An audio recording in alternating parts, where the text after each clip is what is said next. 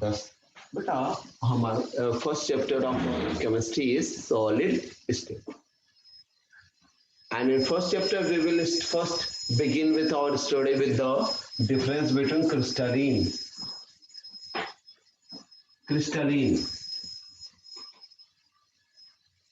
and amorphous substance. Beta what is amorphous? The substance in which arrangement of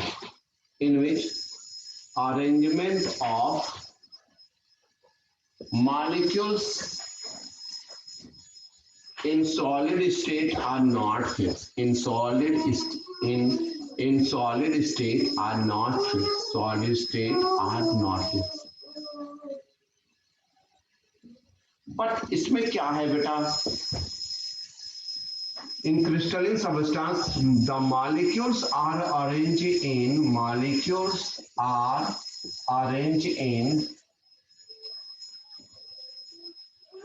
definite three-dimensional arrangement. Definite three-dimensional arrangement. Three-dimensional arrangement. Three-dimensional arrangement. बेटा इनमें molecule एक definite है कि इसी तरह से cubical shape में रहेंगे, रोम्बिक शेप में रहेंगे, मोनोक्लिनिक रहेंगे, सब डिफरेंट ज्योमेट्रिक अरेंजमेंट में मॉलिक्यूल अरेंज रहते हैं। लेकिन इसमें क्या है, कोई अरेंजमेंट ही फिक्स नहीं है। तो होता है क्या, अब अगर मॉलिक्यूल का arrangement definite 3D solid geometry के नहीं है तो दोनों में फिजिकल प्रॉपर्टी में क्या होता है, इनका मेल्टिंग पॉइंट फिक्स होता है। Melting point is fixed. Melting point जिस टेम्परेचर पर यह पिघलता है, मेल्टिंग पॉइंट इज फिक्स्ड। बेटा एमॉर्फस सब्सटेंस का मेल्टिंग पॉइंट फिक्स नहीं होता है। Melting point is not fixed. Melting point is not fixed, ये फिक्स नहीं होगा। दूसरी सबसे बड़ी बात होगी क्या बेटा, ये एनिसोट्रॉपिक सब्सटेंस होते हैं। Anisotropic, crystal are anisotropic substance, crystal और ये होता आइसोमॉर्फिक सब्सटेंस। ये क्या होता है, क्रिस्टल्स आर, सेकेंड डेफिनेशन है, crystal are anisotropic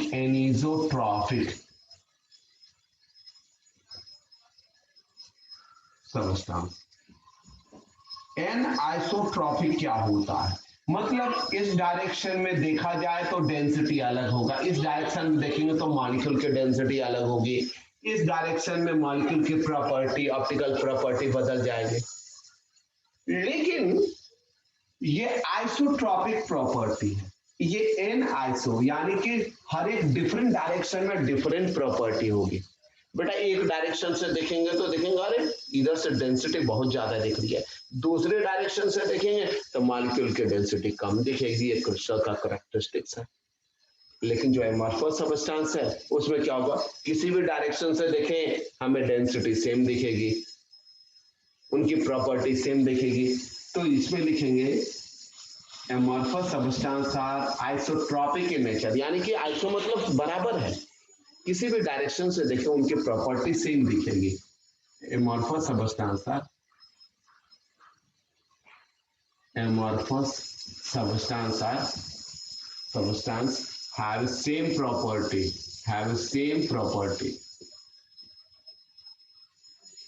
in different direction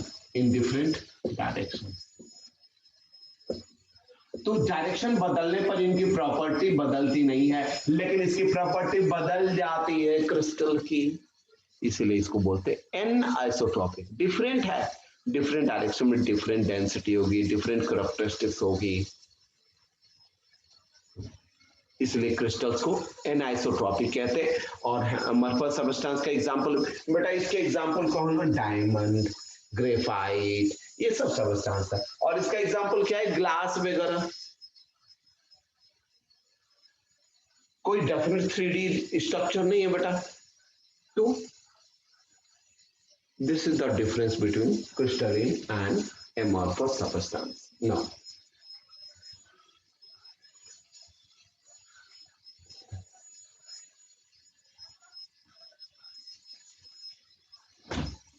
अब देखिए बेटा, टाइप्स ऑफ क्रिस्टल्स।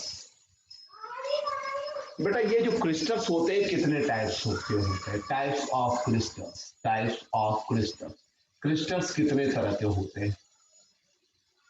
पहला पढ़ेंगे simple cubic lattice, simple cubic lattice.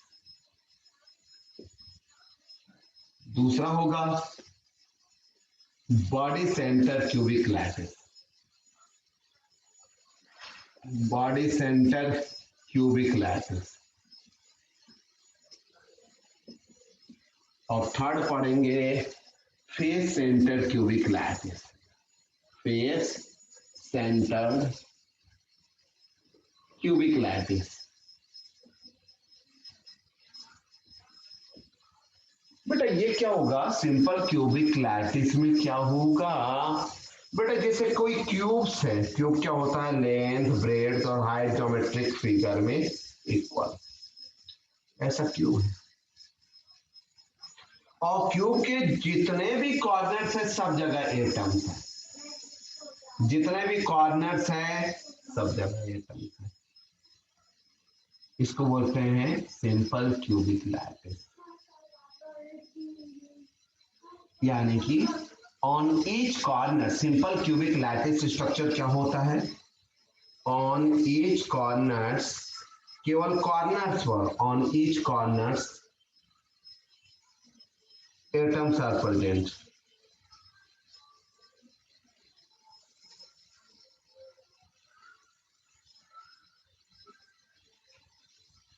और इसमें क्या है बेटा? कोने पर तो रहेंगे, कोने पर तो रहेंगे, और साथ साथ सेंटर में भी एक एटम होगा, सेंटर में भी, बॉडी के सेंटर में। ये यूनिट सेल बोलते हैं बेटा, इसको क्या बोलते हैं? इस स्ट्रक्चर को यूनिट सेल। क्यों यूनिट सेल? यूनिट सेल एक डेफिनेट 3D स्ट्रक्चर होता है जो सब, जैसे बेटा ईंट होती है ना, दीवार बनती है तो दीवार में एक ईंट फिट होती है, ईंट की डेफिनेट 3D ज्योमेट्री होती है। जो सबसे छोटी इकाई होती है उसके ऊपर रखते जाइए, उसके ऊपर रखते जाइए, ईंट के ऊपर रखते जाइए, पूरी दीवार बन जाती है।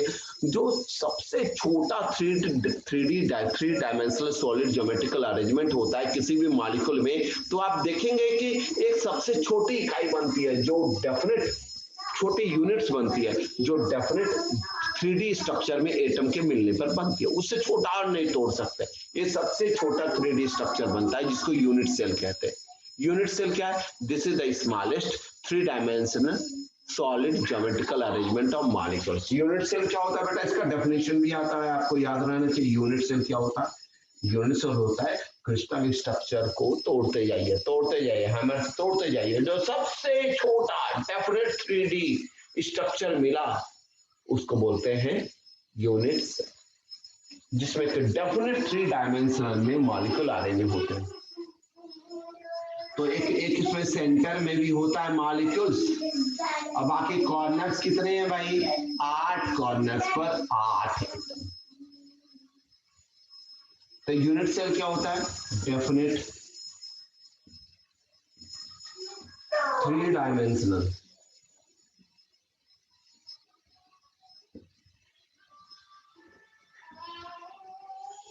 सॉलिड ज्योमेट्रिकल अरेंजमेंट, सॉलिड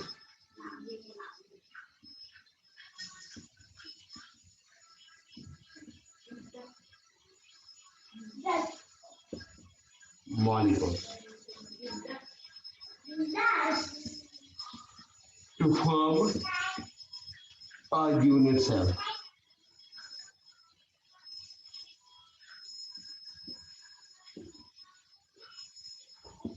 बेटा इन्हीं यूनिट सेल के रिपीटेशन, यानी कि एक ईंट के ऊपर दूसरा, दूसरा के ऊपर तीसरा, पूरी दीवार बनती है। तो पूरी बॉडी जो सॉलिड स्ट्रक्चर में बनते हैं वो यूनिट सेल का 1 2 3 रिपीटेशन होते जाता है, तो पूरा बॉडी बनता है। तो तो unit the repetition of unit cell produces the whole crystal body. क्या लिखेंगे? The repetition of unit cell produces the whole crystal structure of the body. लो बेटा ये देखिए, इसमें नंबर ऑफ एटम्स कितने होंगे? सिंपल क्यूबिक सेल, इसको शॉर्ट में बोलते हैं SSC क्यूबिक, इसको बोलते हैं BCC body centre cubic cell, और इसको बोलते हैं FCC फेस सेंटर क्यूबिक से यूनिट सेल, FCC। बेटा इसमें टोटल नंबर ऑफ एटम कितने होंगे? आप एक क्यूब बनाएंगे और क्यूब के कोने पर एक एक स्फीयर रखेंगे। बेटा देखिए, इस स्फीयर का केवल 1/8 वॉल्यूम पोर्शन ही अंदर रहेगा, इसका भी 1/8 पोर्शन। बेटा आप देखेंगे, एक क्यूब बना लीजिए और क्यूब के कॉर्नर्स पर एक बॉल को लगाइए, स्फेरिकल बॉल को, इसका सेंटर यहाँ, तो आप देखेंगे जो स्फेयर बॉल है उसका टोटल वॉल्यूम का केवल 1/8 पोर्शन अंदर में। बेटा आपको समझ आई? कितना पोर्शन अंदर रहेगा? 1/8 पोर्शन अंदर रहेगा। बेटा बॉल को लीजिए और ऐसा क्यूब बनाइए, क्यूब के कॉर्नर पर एक बॉल को फिक्स कीजिए। बॉल का जो टोटल वॉल्यूम होगा वो उसका केवल 1/8 यानी कि 8वां पोर्शन इस क्यूब के अंदर होगा। तो एक एटम, एक मॉलिक्यूल का 1/8 पोर्शन अंदर होता है। तो कॉर्नर्स कितने हो गए? 1 2 3 4 5 6 7 8, 8 कॉर्नर। तो नंबर ऑफ यूनिट सेल 8 से 8 कर दिया, 1 एटम पर यूनिट सेल, यानी कि एक यूनिट सेल के अंदर एक एटम रहता है। तो इसमें क्या बनेगा? नंबर ऑफ यूनिट सेल पर एटम क्या होता है, यहाँ बिल्कुल जानना जरूरी है। Number of atoms in per unit cell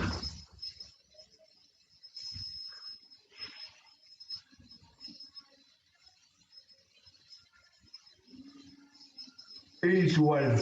अब बॉडी सेंटर में बेटा 8 तो कोने पर है, तो कोने पर वाला 1/8 पोर्शन अंदर होता है। देखिए कॉर्नर्स कितने हैं? 8, 8 में एक एक कॉर्नर्स पर होता है।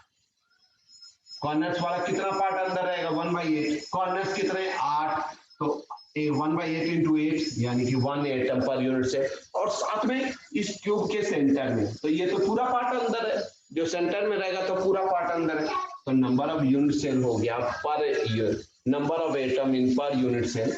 यूनिट सेल क्या हो गया? ये definite 3 dimensional solid geometrical arrangement. तो इसमें एक एवरेज देखेंगे कि कितना एटम होता है। तो हमने क्या देखा? एक सेंटर में होता है तो पूरा, और कॉर्नर पर 1/8 पोर्शन अंदर रहते हैं। कॉर्नर्स पर जो एटम रहेंगे उनका कितना हिस्सा इस क्यूबिक सेल के अंदर होगा? 1/8। कॉर्नर्स कितने हो गए? 8, यानी कि 1 इनकी वजह से और एक सेंटर में है, तो 1 और 1 2, कोई सेंटर में है तो वो पूरा पार्ट अंदर है ना, पूरा पार्ट अंदर है। तो ये पूरे सब मिला के, कॉर्नर्स वाले मिलाकर 1 और सेंटर वाले मिला के 1 और 1 2। तो इसमें लिखेंगे number of atom in per unit cell is 2। क्या लिखेंगे? नंबर ऑफ एटम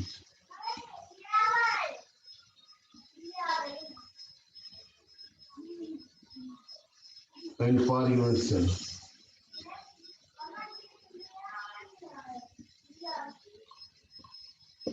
2, ये याद रखेंगे 2।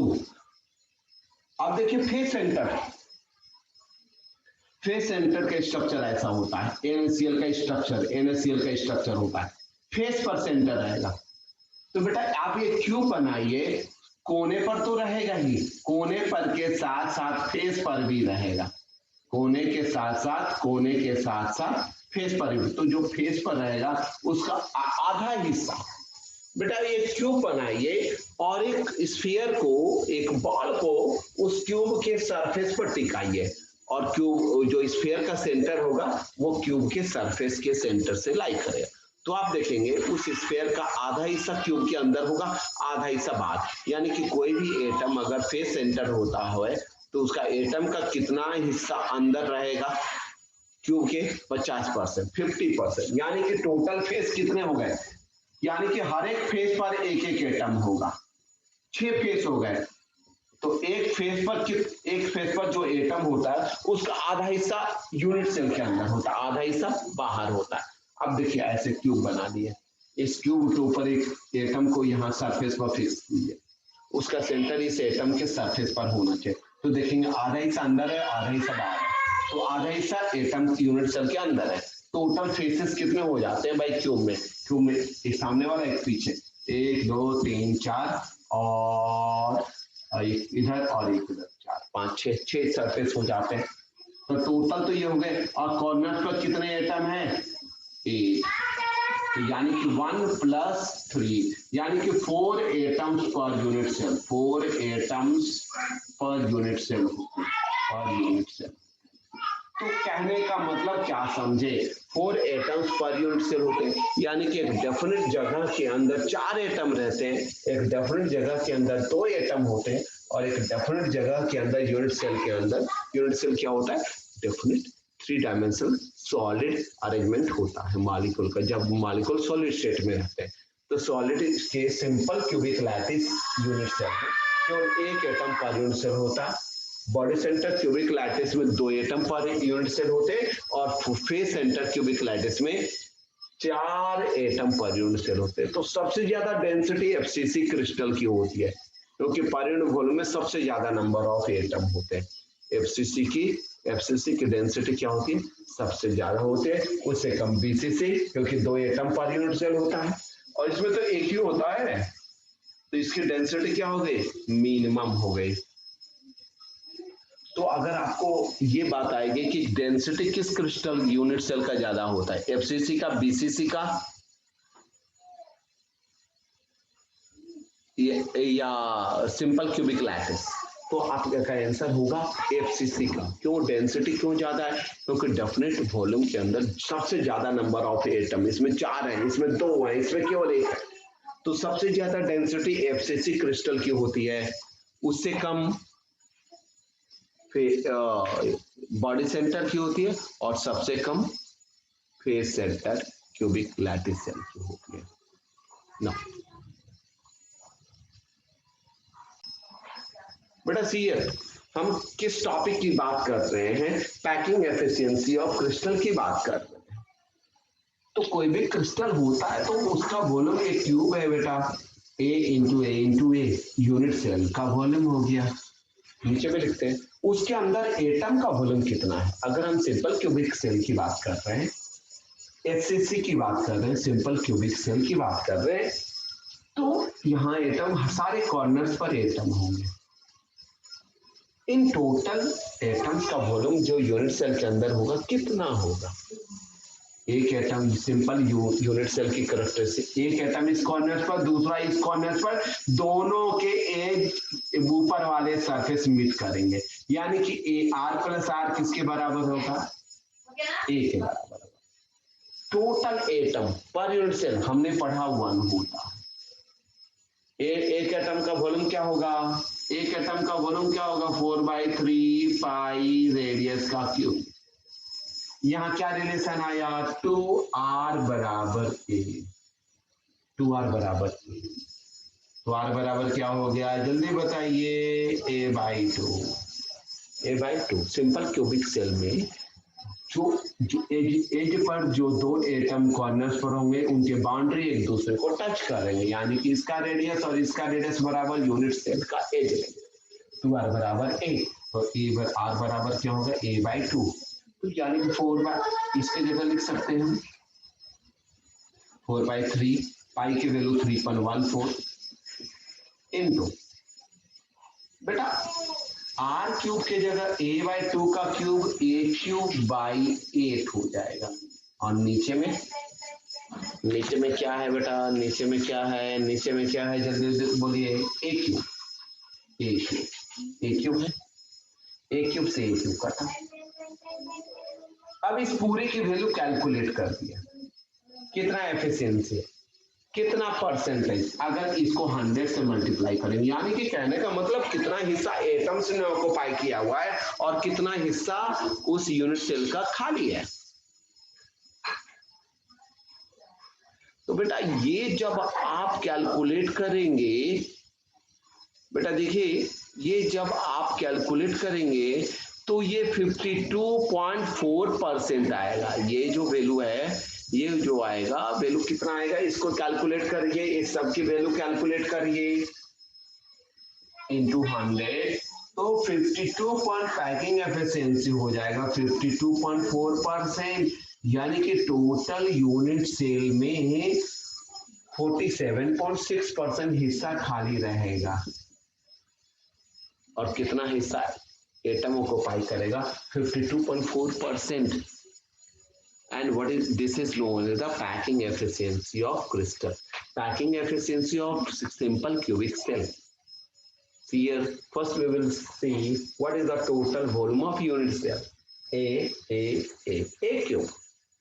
बेटा इन सिंपल क्यूबिक सेल में एटम सारे कॉर्नर्स पर रहेंगे, एक एज पर का दोनों एटम की बाउंड्री एक दूसरे को टच करेगी। कहने का मतलब ये एटम का रेडियस और ये एटम के रेडियस 2r को जोड़ दिया जाए तो एज लेंथ के बराबर हो जाएगा, 2r के बराबर एज लेंथ a, तो r is equal to a/2, यानी कि एक atom.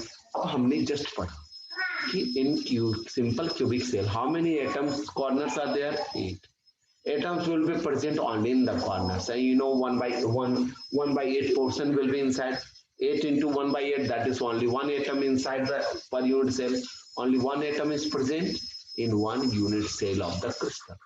So 1 into volume of one unit cell, that is spherical। बेटा एटम का शेप क्या होता है, स्फेरिकल, 4/3πr3। हमने रेडियस और एज लेंथ का रिलेशन निकाला, रेडियस की जगह a/2 का होल क्यूब रख देंगे, बेटा 1/8 आ जाएगा। ये सारी वैल्यू को सॉल्व करेंगे तो केवल हमें आएगा 52.4% स्पेस ही ऑक्युपाई करेगा।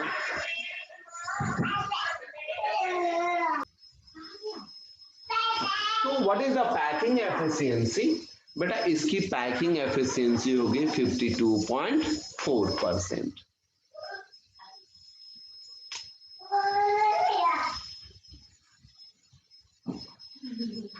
अब बेटा हम देखेंगे packing efficiency of BCC, body centre cubic lattice. बेटा बॉडी सेंटर क्यूबिक लैटिस क्या है, अब देखिए ये क्यूब है बेटा, एक इसके क्यूब के सेंटर पर एक एटम है, एक यहां एटम है, एक यहां एटम है, सबकी बाउंड्री टच हो रही है, सबकी बाउंड्री क्या हो रही है बेटा, टच हो रही है, एक दूसरे को क्या कर रही है बेटा, टच कर रहे हैं, सबकी बाउंड्री एक दूसरे को टच कर रही है। तो इसका रेडियस r, इसका रेडियस r, इसका रेडियस r और ये रेडियस r। बेटा ये डायगोनल ऑफ क्यूब क्या होता है, डायगोनल ऑफ क्यूब होता है √3r, √3a, और √3a बराबर है 1r, 2r, 3r, 4r। बेटा बॉडी सेंटर क्यूबिक लैटिस में क्या होता है, एक एटम तो यूनिट सेल के सेंटर में फिक्स रहेगा, दूसरा इस एज पर, दूसरा इस एज पर, डायगोनली एज पर। डायगोनली एक एटम दूसरे एटम की बाउंड्री को टच करते हैं अगर, ये तो सिंपल क्यूबिक सेल की तरह ये इसका सेंटर इसके एज पर कॉर्नर्स पर है, एक तो इसको बिल्कुल सेंटर में होगा बॉडी यूनिट सेल के सेंटर में, तो ये r और ये r और ये इसका r, r, r, r, 4r बराबर √3a, क्योंकि डायगोनल ऑफ द क्यूब क्या होता है, √3a के बराबर होता है। चलिए ये क्या हो जाएगा बेटा, 4r/√3। अब देखिए मैंने अभी जस्ट बताया कि packing efficiency of crystalline body centre cubic lattice कैसे निकालते हैं, 2 एटम होते हैं, कितने एटम होते हैं, 2 atom in per unit cell में 2 एटम। ये दिखेगा फॉर्मूला, इसको 2 से मल्टीप्लाई करना है, और अब एक जगह इसका रेडियस कितना है बेटा, इसका रेडियस कितना है बेटा, जल्दी बताइए, इसका रेडियस है √3/4a। एटम का रेडियस √3/4a है। ए जहां यूनिट सेल का एज। तो यहां क्या लिखना है, रेडियस की जगह √3/4 ए का क्यूब लिखना है। इन जब सबको हम सॉल्व करेंगे, when we will solve all this, बेटा सी हियर, जब इस पूरे वैल्यू को आप सॉल्व करेंगे तो व्हाट यू विल गेट। बेटा आप यहां पर इस पूरे वैल्यू को कैलकुलेट कीजिए, आप इस पूरे वैल्यू को कैलकुलेट कीजिए तो आपकी पैकिंग एफिशिएंसी आ जाएगी। कट कीजिए, फिर से इसको कट करेंगे, ये सारा वैल्यू को इसका क्यूब करेंगे, ए क्यूब से ए क्यूब कट जाएगा।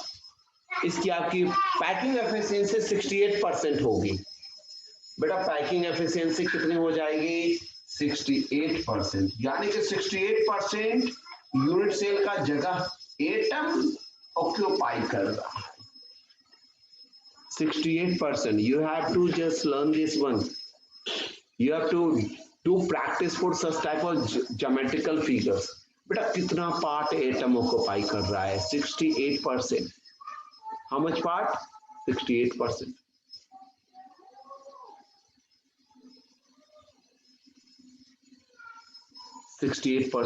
of total volume of the crystal unit cell of the unit cell is occupied by, कौन ऑक्यूपाई कर रहा है बेटा, कौन ऑक्यूपाई कर रहा है, ये यस एटम ऑक्यूपाई कर रहे हैं। इस जगह को कौन ऑक्यूपाई कर रहे हैं, और बाकी जगह क्या है, खाली है।